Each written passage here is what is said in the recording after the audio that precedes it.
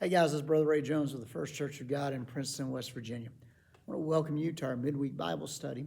Thank you for taking time out of your busy schedule to be a part of this time of online learning and growing together. I'm grateful that I get to be a part of your spiritual development. I'm thankful that you're being a part of mine as well. I hope the weather where you are is doing better. We've been in a season, still are in a bit of a season of a lot of snow and ice that we've had. Haven't been able to get together in person for a week and a half, and we're hoping to get back together for in-person service very soon. But I'm glad we have this opportunity to learn, grow, and study together. And tonight we're going to continue our series in the life of Elisha. We're going to pick it up in 2 Kings chapter 4, verses 8 through 37. Now, that's a good bit of text to cover, but I hope you'll follow along with me as we share with that this evening. Be sure, as you're turning to that text, please be sure to comment and let me know that you've watched or that you are watching. And if this is a blessing to you and you think it would be a blessing to others, please share this with them, okay? We would be thrilled that you would let them know about these lessons and what we're sharing.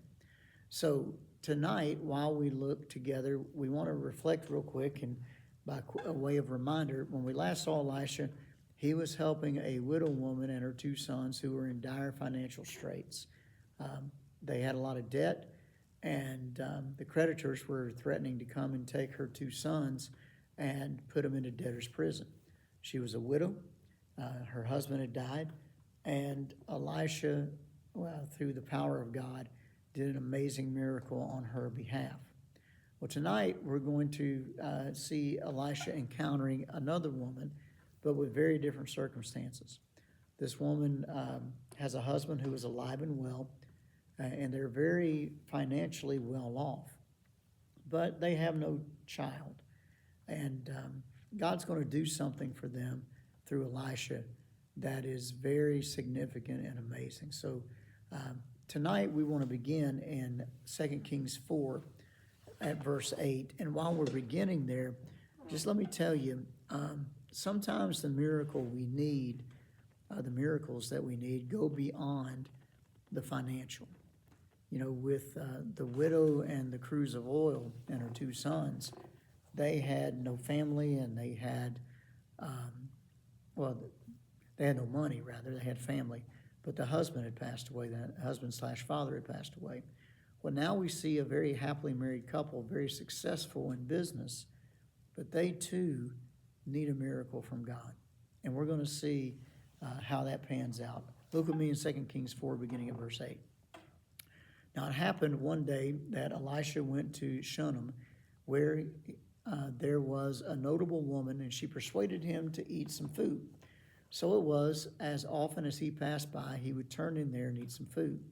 She said to her husband, "Look now, I know that this is a holy man of God who passes by us regularly. Please let us make a small upper room on the wall, and let us put a bed for him there, and a table and a chair and a lampstand. So it will be whenever he comes to us, he will be able to turn in there." And it happened one day that as he came there, he turned into the upper room and laid down there.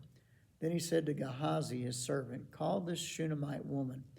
And when he had called her, she stood before him, and he said to him, "Say now to her, look, you have been concerned for us with all this care.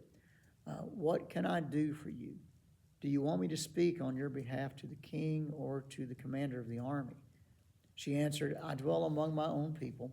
So he said, "What then is it to be done for her?" And Gehazi answered, "Actually, she has no son, and her husband is old." So he said, "Call her." And when he had called for her, she stood in the doorway. Then he said, "About this time next year, you shall embrace a son." And she said, "No, my lord, man of God, do not lie to your maidservant." But the woman conceived and bore a son, and when the appointed time had come, of which Elisha had told her. So in this particular story, we see where Elisha and his servant Gehazi, which, by the way, this is our first introduction to Elisha's apprentice, if you will, or servant, Gehazi. They are traveling through Shunem, and this was a city of the tribe of Issachar on the road between Samaria and Carmel. And Elisha would have traveled this road frequently. And as this woman, who was well-to-do, noticed them traveling through, she would invite them to have a meal. Now, hospitality was a big deal in that, and still is a big deal in that culture, and it is, quite frankly, in our culture as well. When you invite someone for a meal, you're doing more than sharing food, you're sharing life with them. And this woman was giving to Elisha and to Gehazi, and she realized that, these guys travel through here a lot, and maybe it would be a good idea if we could provide them with not only a meal, but maybe some lodging as well. So she has a conversation with her husband and says, let's add on to the house, okay? Let's make a mother-in-law room, so to speak. Let's make some guest quarters. And it doesn't have to be elaborate, and it wasn't. It was just a room with a bed and a table and, a light, and that's all that they would need. And her husband agreed to that. So then when Elisha and Gehazi realize that there's lodging available, they decide to stay there. They accept the gracious offer that this woman and her husband has extended to them. And out of gratitude for their kindness, Elisha says, hey, what can I do for you? He asks Gehazi to call the woman to him. And Gehazi does. And when the woman gets there, he says, look, what could I do something for you? How about I speak to the king on your behalf, or maybe the commander of the army?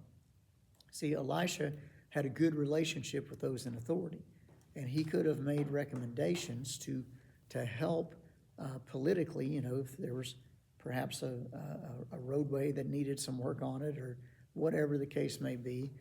Perhaps Elisha could help influence that. And maybe if somebody in her household or somebody that she knew needed work and wanted to work for the king, or even wanted to join the army, he also had connections with the military. Maybe they could land them a government job, okay, or a military job. And this woman simply replied that she had everything that she needed. You know what? I dwell among my own people. We are content with what we have. My friends, let me tell you something. This woman was exemplifying something we all should exemplify.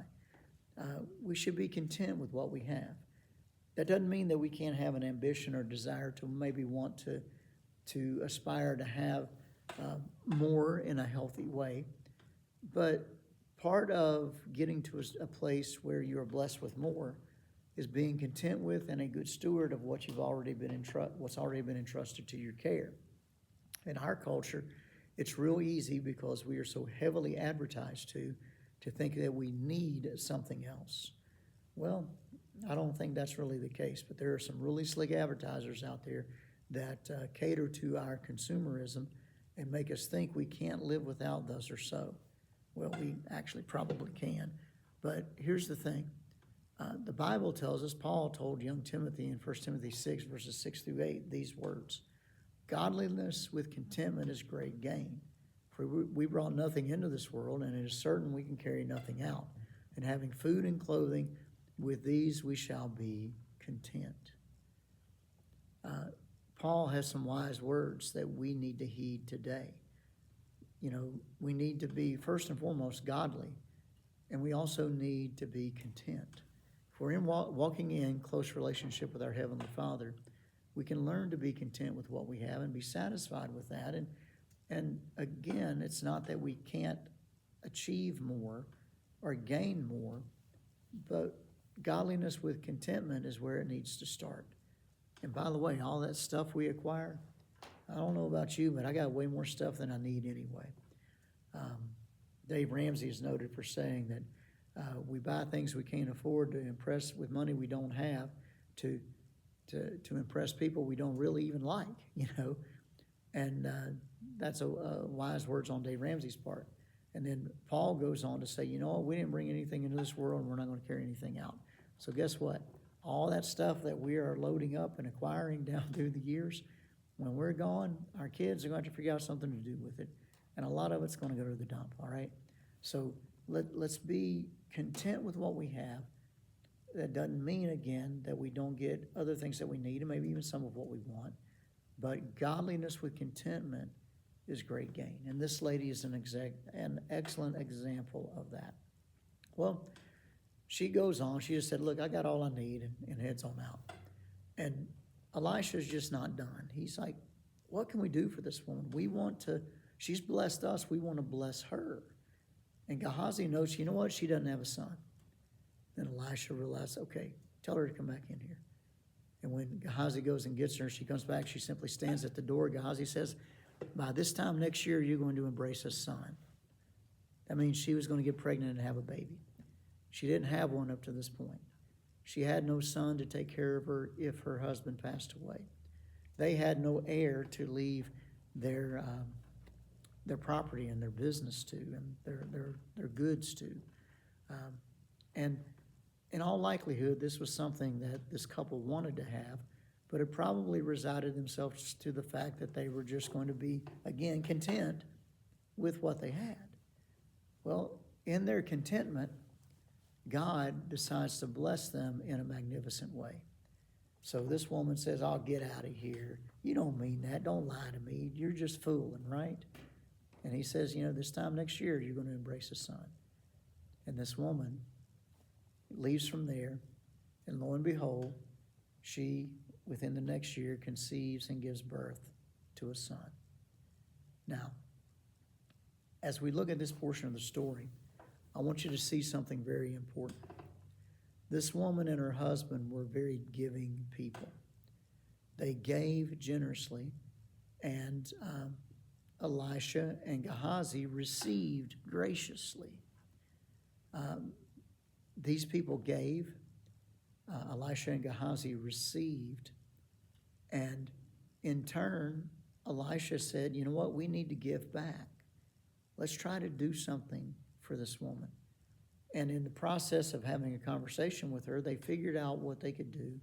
And Elisha, through the blessing of God, it was really God who gave the baby, but Elisha was the person of faith that this kind of worked through. So here's the thing that I want you to understand, or that we need to understand. When we give, we are setting ourselves up to receive more than we've ever given. It is simply that simple. Jesus said this in Luke 6:38. Give and it will be given to you, good measure, pressed down, shaken together, and running over, will be put into your bosom. For with the same measure that you use, it will be measured back to you. My friends, hear me clearly. You cannot outgive God. Now, in one context, when you walk in obedience and support God's work with your finances and your time, your talent, your treasure, God gives back to you in accordance to his plan and his will, and it's more than we could ever think or imagine.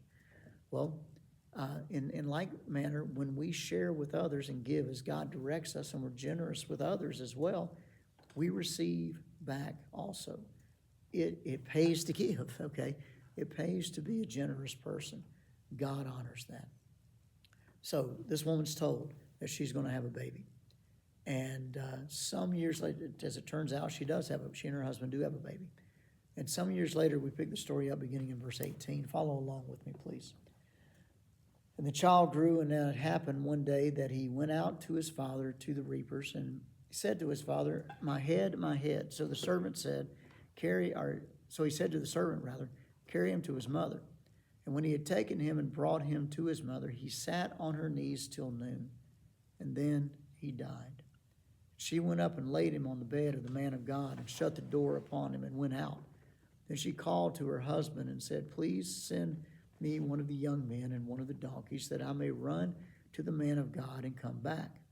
He said, why are you going today? It's neither a new moon nor the Sabbath. And she said, it is well. Then she saddled a donkey and said to her servant, drive and go forward. Do not slacken the pace for me unless I tell you. And so she departed and went to the man of God at Mount Carmel. So it was when the man of God saw her afar off that he said to his servant Gehazi, look, the Shumamite woman, please run now to meet her and say to her, is it well with you? Is it well with your husband? Is it well with the child? And she answered, it is well. Now when she came to the man of God at the hill, she caught him by the feet, but Gehazi came near to push her away. But the man of God said, let her alone, for her soul is in deep distress, and the Lord has hidden it from me and has not told me. So she said, did I ask a son for my Lord? Did I not say, don't deceive me? So this story now begins to take an unfortunate and tragic turn. Here's this young boy, a blessing to his mother and father. And he's out this one day, some years later, working with his dad in the field. He's probably, not very old, but old enough at least to go out and to begin learning the family trade and the family business. But while out there, the child complains of a headache. And this man says to a servant, please take the boy to his mother. And when he gets there, she holds him, trying to console him, to help him feel better. And lo and behold, he dies. The woman then simply puts his body on the man of God's bed, shuts the door, and goes to her husband and say, hey, I need some transportation, and I need one of your guys to go with me to go see the man of God. And when he says, this is not a normal time, this ain't Sunday morning, Sunday night, or Wednesday night, basically. Is there a revival going on, conference, something I don't know about? And she simply says these words, it is well. Think about that with me for a moment. This woman has just laid her dead son down on the man of God's bed. And she, though in shock and in grief, simply conveys to her husband, it's well. It's okay. I just need to go see the man of God. Well, he grants that request, and when the donkey has been saddled and this lady gets on there and the servant is guiding and driving the donkey, she says, hey, put the metal to the pedal, okay, and don't slow down unless I tell you I need to slow down. So here's the servant getting her there as quickly as possible, and Elisha sees them off at a distance and sends Gehazi to say, is everything okay? And again, she says a second time, it is well. And she has this significant faith to simply speak that, even though she's in the midst of heartache. But when she gets to Elisha, the man of God, she breaks down and cries and just, quite frankly, lets Elisha have it. Said, I didn't ask you for a son. You offered this son to me. And I said, don't deceive me, don't lie. And she didn't want to be hurt.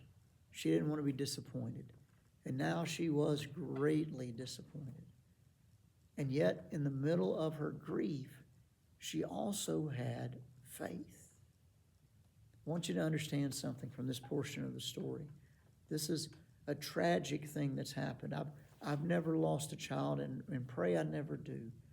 I've walked alongside people who've had that loss, and that is one of the most significant losses anyone could ever experience. Someone has said to me at one point, it's unnatural, rather, to outlive your children. So here's this woman brokenhearted, and yet at the same moment speaking out in faith. She's already said twice it as well, and she's going to the man of God for help. So here's what I want us to understand. Even in the midst of our grief and most difficult circumstances, it's okay to grieve, and it's okay to have faith. You can do both at the same time. And if you have faith and you're demonstrating that, it doesn't mean you're not grieving. And if you're grieving, it does not mean you don't have faith. Well, Elisha takes some initial action. Beginning in verse 29, we read these words. He said to Gehazi, get yourself ready. Take my staff in your hand and be on your way. And if you meet anybody, don't greet them. If anybody greets you, don't answer him. But go and lay my staff on the face of the child. And the mother of the child said, as the Lord lives and as your soul lives, I'll not leave you. So he arose and followed her. Now Gehazi went on ahead of them and laid the staff on the face of the child, but there was neither voice nor hearing. Therefore he went back to meet him, and he told him, saying, the child is not awakened. Elisha sends Gehazi on ahead with his staff, thinking, if you'll just touch the boy, maybe this will revive the boy. And this grieving mother says to Elisha, I'm not going anywhere but with you. Elisha believed that, maybe this would do the trick, so to speak. And it turns out that did not work. Gehazi got there first and tried that, and then came back and reported the child is still not awake. Notice he said he's not awake yet. Even Gehazi is having faith in this moment. So Elisha and the boy's mom continue on the journey. And when they get there, Elisha takes the following steps. Pick it up in verse 32 of 2 Kings 4. When Elisha came into the house, there was the child lying dead on his bed. And he went in therefore, shut the door behind the two of them, and prayed to the Lord. And he went up and lay on the child and put his mouth on his mouth and his eyes on his eyes and his hands on his hands. And he stretched himself out on the child, and the flesh of the child became warm. He returned and walked back and forth in the house, and again went up and stretched himself out on him. And the child sneezed 7 times, and the child opened his eyes. And he called Gehazi and said, "Call the Shumamite woman." So he called her, and when she had come to him, he said, "Pick up your son." So she went in, fell at his feet, and bowed to the ground. Then she picked up her son and went out. Look at how God works in this instance. Elisha gets there, and he goes in by himself in this room and shuts the door behind him. This is reminiscent of the instructions that he gave the widow with the cruse of oil. They were supposed to get alone with God to see this miracle. And Elisha gets alone with God to pray. He prays to the Lord, and then he, in faith, puts his body on top of this boy's body, eye to eye, mouth to mouth, hand to hand. He stays there for a time to the point that his body heat is transferred to this young boy. He gets up and he walks around for a moment, and he's crying out, I believe, throughout this entire time, trusting God to bring back to life the only child of this poor woman and her husband. And by poor, I don't mean financially. I mean this grieving man and his wife, this heartbroken mother. And here is Elisha then walking around and praying again. The child's body has been warmed, and now Elisha goes again and lays over him, and he continues to beg the God of heaven, who gave the child to begin with, to restore the child. And from there, God answers that prayer in a significant way. The boy comes back to life. It says in the scripture that he sneezes 7 times. I'm not a medical professional, but I know this. When you sneeze, you're getting something out of your body that ain't supposed to be there, okay? And here's this guy, this little boy, his body literally, as he's coming back to life, expelling things that his body does not need. And the boy comes to, and Elisha tells Gehazi to go get the boy's mom and tell her to come and get her son. When the woman comes into the room, before she even grabs her son, think about this, before she even grabs her son, she bows at the feet of Elisha and thanks him for what God has done. Now, please don't misunderstand this particular act. By bowing before Elisha, she was honoring God, and she was giving praise to the God of Elisha and being grateful for the miracle that she had just received. Then she gets her boy, and they are able to go on about the lives that they had known. They probably went about life with a whole different perspective from that point forward. So a couple of miracles are performed in this particular story in the life of Elisha. One, a woman and her husband who were older and had never had a child were blessed with a baby boy. And then some years later, when that boy dies, through the power of God and through faith in God, Elisha raises him back from death to life. 2 amazing miracles there. So some takeaways as we consider this part of Elisha's life. I've mentioned it earlier, but let me reiterate it one more time. When you give, you will receive. This woman gave generously to Elisha and Gehazi. And in return, she received something she had always wanted from the time she was a married woman, maybe even from the time she was just a little girl. She was blessed with a baby in her old age, let's say, or in her later years, when her husband was old, and maybe she was well advanced in years, as Zacharias said of Elizabeth. But whatever the case, she was childless, and God gave her a baby.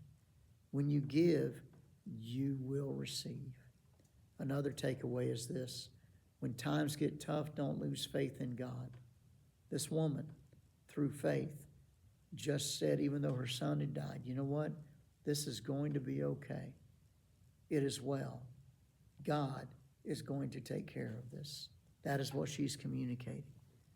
Then another thing, and we'll close with this. When you're faced with an impossible task, get alone with God and pray. Elisha had no power to bring this child back to life. In and of himself, he could not perform the miracle. And he was being looked to by this woman to help. And Elisha desperately wanted to help. But he knew he could not, in his own power, change the situation. But he also knew the God who could. So he got alone with him, and he bombarded heaven with his heartfelt prayers, and God heard and answered. My friend, I don't know what impossible situation you may be facing right now, but I encourage you, would you get along with God and pray and see what he will do? There perhaps are other things that you see in this story that I've overlooked. If that is the case, feel free to put those in the comments. Or if you'd like to comment about anything that you've heard shared, feel free to do that. I look forward to hearing from you. Thank you for your time tonight. God bless you, and have a good evening.